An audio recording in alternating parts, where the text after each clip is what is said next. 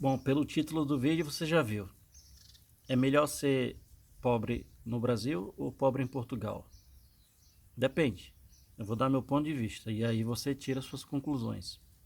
Existem, como é que eu posso dizer, não é categoria de pobreza, mas são os níveis sociais que você se encontra, né? Por exemplo, no Brasil eu não era pobre e não era rico. No Brasil existem pobre, existe muito pobre, existe pobres, existem pessoas que são ascendentes, classe média, ricos e super ricos. Existem pelo menos esses níveis que a gente consegue distinguir facilmente. Os super pobres eles vivem com auxílio do governo e passam não, e mesmo assim o auxílio não chega. Os pobres recebem auxílio do governo e já conseguem de alguma forma fazer um trabalho extra, seja fazendo bolo, fazendo alguma coisa para se virar. Os ascendentes, eles são microempreendedores que trabalham por conta ou trabalham para empresas e têm uma condição melhor, são assalariados e têm uma condição melhor, uma condição de vida estável, como nós temos um vizinho nosso que é uma condição bem assim, eles não são, eles são organizados, têm uma vida organizada. Nós temos os classe médias, que aí sim são pessoas que ganham acima de 10 mil reais para cima, não sei como é que tá. Essas pessoas vivem bem, os classes médias 15 mil, 20 mil por mês, então eles vivem muito bem. Os ricos que ganham ali 30, 50 mil e os super ricos que ganham 300 mil por mês. Então, nessa faixa aí para cima. Então, o que é melhor, ser pobre ou muito pobre no Brasil ou em Portugal? Olha, vamos lá. Eu estava na condição de ascendente. Eu saí dessa categoria de pobre e estava na condição de ascendente. Então eu já tinha, nós tínhamos nosso negócio, minha esposa tinha uma lojinha dela, eu tinha minha lojinha e nós tínhamos outra loja maior, que era o nosso negócio principal no ramo de alimentação.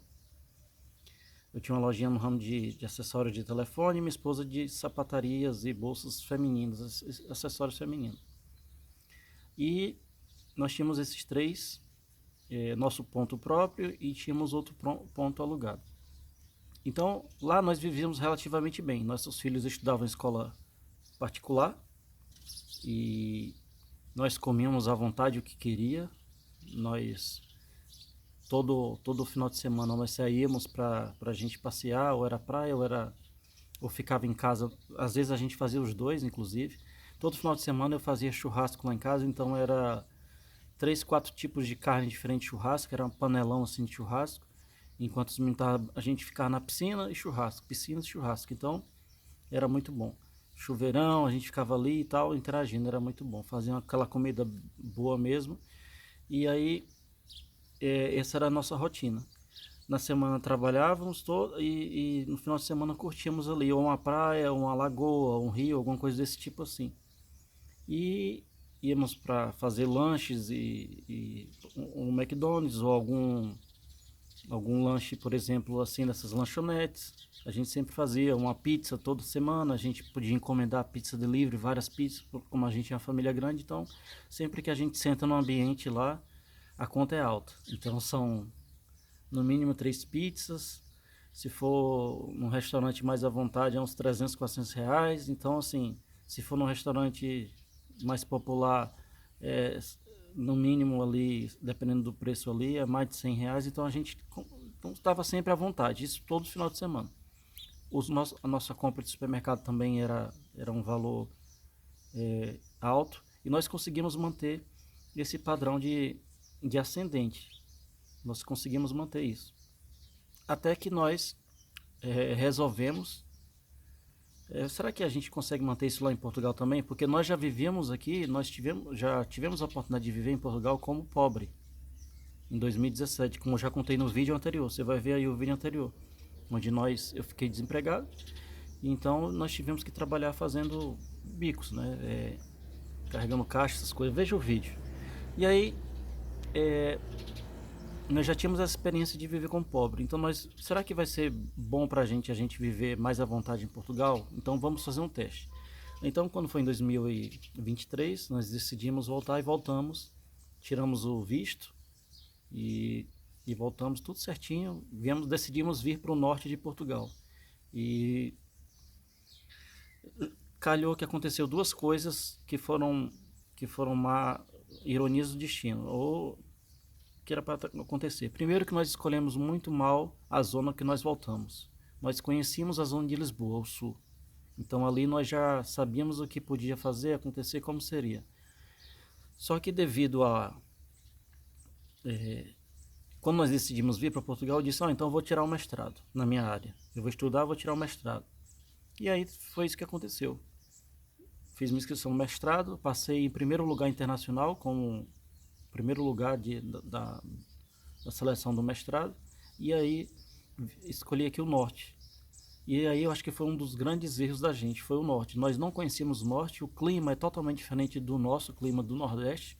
O norte chove muito. Isso é bom para quem é agricultor, para quem planta.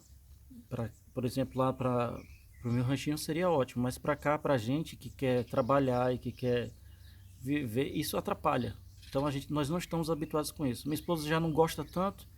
Para mim, incomoda, mas assim, como eu sou do interior, lá do Nordeste, eu gosto muito de chuva, porque é uma região seca. Já minha esposa não gosta de chuva. Então, para cá foi uma péssima escolha a gente ter vindo por isso. E a outra escolha ruim ter vindo para cá, que colocou a gente na situação que a gente está hoje, de volta à pobreza, foi que aqui não tem empregos suficientes nessas cidades do interior. Os empregos aqui são limitados a salário mínimo e as empresas, grandes empresas, acham que estão fazendo favor ainda em lhe empregar. E quando é serviço de restauração, paga muito mal também. Enfim, nos colocamos, nós viemos com a visão, nós escolhemos o norte e aí com a nossa empresa aberta nós pensamos, não, vai dar certo, vai ajudar a nos manter lá. E aí nós vamos lá para Portugal e vamos empreender. O que aconteceu foi que quando nós chegamos aqui, a empresa começou a desandar, os colaboradores começaram a dar mais trabalho remotamente. Tivemos uma dificuldade com a pessoa que nós tínhamos escolhido como gerente, que era uma pessoa que estava ali todo final de semana com a gente, dentro da nossa casa praticamente não, literalmente, todo final de semana com a gente, e foi o primeiro a nos apunhalar. E aí, diante disso, começou a desandar e nós decidimos, vamos fechar a empresa, porque isso, eu estava trabalhando na fábrica, como eu ainda estou até hoje, e eu chegava em casa 11 da noite e eu ia até 2, 3 da manhã acompanhando remotamente a empresa. E quando era 7 da manhã eu tinha que acordar para levar as crianças na escola, então estava muito complicado. Então decidimos fechar. Quando nós decidimos fechar, aquele dinheiro que estava entrando para alguma coisa, para ajudar a gente, já não entrava mais. E o dinheiro que a gente trouxe, nós tínhamos dinheiro lá, o capital que nós tínhamos no Brasil, nós queimamos toda essa gordura para nos mantermos até hoje. Então, nós passamos uma condição estável no Brasil para uma condição de pobreza em Portugal.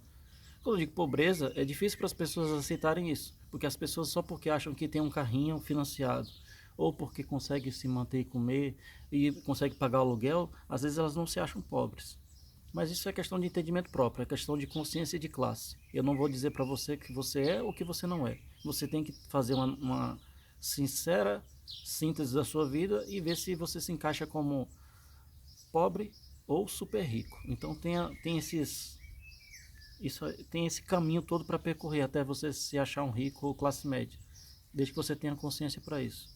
Senão a gente vai ter pessoas soberbas aí que come ovo e quer arrotar caviar. É o que a gente mais vê.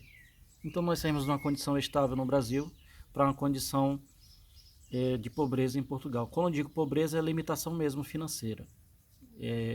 No Brasil, aqui nós não conseguimos, por exemplo, toda semana levar as crianças no McDonald's, ou todo mês sequer. Se eu quiser levar todo mês, vai fazer falta alguma coisa. As crianças no McDonald's. Se eu quiser comprar roupa, todo mês vai fazer falta para alguma coisa. No Brasil, nós não escolhemos qual conta pagar. Para poder, eu vou esperar mais aqui algum tempo para poder eu conseguir dinheiro. Aqui, eu estou na condição que eu tenho que escolher alguma conta aqui para segurar aqui. Não, essa aqui eu vou pagar daqui a 15 dias ou vou pagar as duas juntas no mês que vem. Ou como eu já cheguei a fazer aqui, olha, divide essa conta aqui em dois, ligar para o suporte. Então isso aí para mim é uma coisa inadmissível, é uma coisa frustrante. Você tem um estilo de vida e uma escolha mal que você faz, às vezes na zona que você faz ou por conta do destino, às vezes você joga tudo que você tem para vir para um país, emigrar com as das melhores intenções, querendo inclusive empregar gente. E às vezes o que frustra mais são as pessoas a virem comentar, dizer que a gente está tirando vantagem do país, quando pelo contrário. Nós estamos contribuindo com a segurança social, sabendo que eu não, por exemplo, eu contribuo com a segurança social sabendo que eu não vou me reformar aqui. Não vou me reformar aqui. Eu não vou. E quantos brasileiros não fazem isso? Quantos não contribuem? E o que eu estou contribuindo hoje vai ficar até para as pessoas que me criticam, às vezes são velhotes, ou para o pai dessa pessoa que me critica, que está pagando a reforma do pai dessa pessoa. Está ajudando a pagar com mais outros brasileiros que milhões, milhões e milhões que a Segurança Social recebe. E, e a gente não vai se aposentar. São poucos que se reformam aqui em Portugal, brasileiros e estrangeiros, pouquíssimos. E essas contribuições ficam aí para a Segurança Social, que que paga esses benefícios para os próprios portugueses e para muitos familiares dos que criticam a gente, inclusive a mim.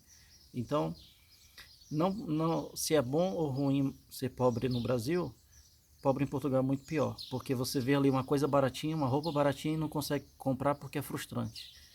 Você vê ali alguma outra coisa que você poderia ter acesso a um carro melhor, você não consegue comprar porque você tem responsabilidade e você não consegue honrar com aquilo. Então, quem é responsável vai lá e financia, mas não quer saber como vai pagar. Mas você tem que ter tem que ter bom senso.